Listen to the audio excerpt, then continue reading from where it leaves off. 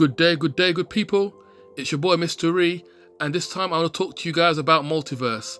Around this time last year, we had Doctor Strange and the Multiverse of Madness squaring off against Everything Everywhere All at Once.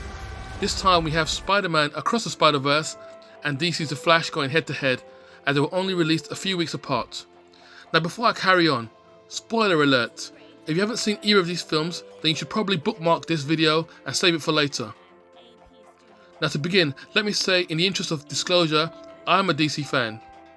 But that doesn't mean I can't be objective. And as an overall, I'll probably have to agree with most people's opinion that Across the Spider-Verse is a better film. But, personally, I prefer The Flash. That's just my personal feeling, but I'll justify it. Now both films, in my opinion, had issues and things I wasn't very happy about.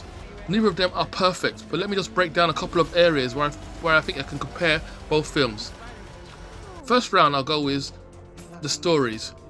Now in The Flash, Barry Allen discovers he could go back in time and decides to travel back to try and save his mother from getting killed, but causes a lot of mayhem.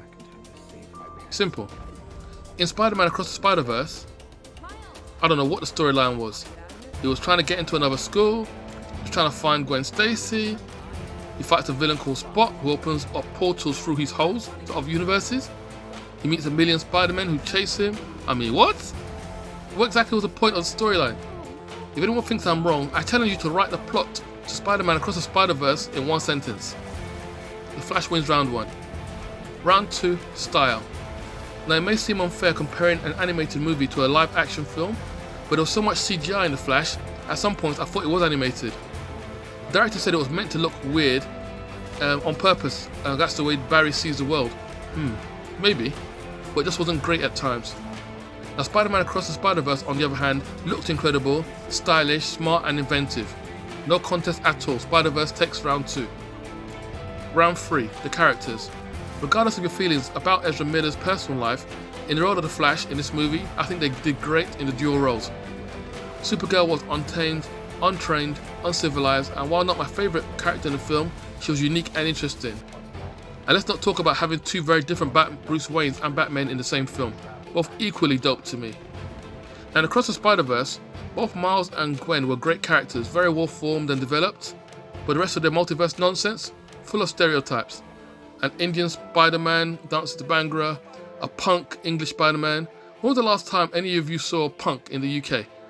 It sounds like someone's impression of what people in the UK are actually like. And of course you have a black female Spider-Woman with a big afro and pregnant. I mean, damn, I've heard of offensive stereotypes, but damn.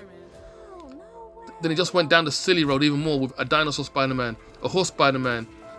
Another reason I could think of them doing that was to either sell more potential toys or to present more opportunities for spin-off. Now one thing as a DC fan I can rest assured in, that I'm never going to see a DC multiverse with a cat Batman or a duck Batman.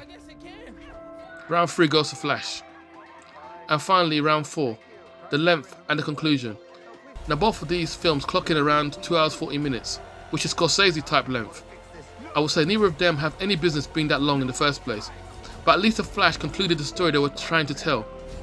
If you're making an animated movie and 2.5 hours long is not enough to finish your story, then you have an issue. Now lots of movies have done the to be continued thing, but they always give you a conclusion to that film you've been watching. Think of Star Wars for example. The Rebellion wins the major battle and destroys the Death Star, which was their mission, but we all know Darth Vader isn't dead and is going to try again. At least those movies had individual endings. With Spider-Verse, it's like someone just picked a random spot, drew a line and said, oh, we'll end this one here. Round 4 goes to The Flash. Let me finish by saying I enjoy both movies, and while I do prefer The Flash, it does have its own set of problems, some of which I've presented here. Spider-Man Across the Spider-Verse is a good movie, but I hear some people describing it as a perfect movie, which in my very strong opinion, it most definitely is not. I'm sure many of you will disagree with me, which is cool. You're allowed to like what you like, just let me know in the comments, and let's keep it all civil.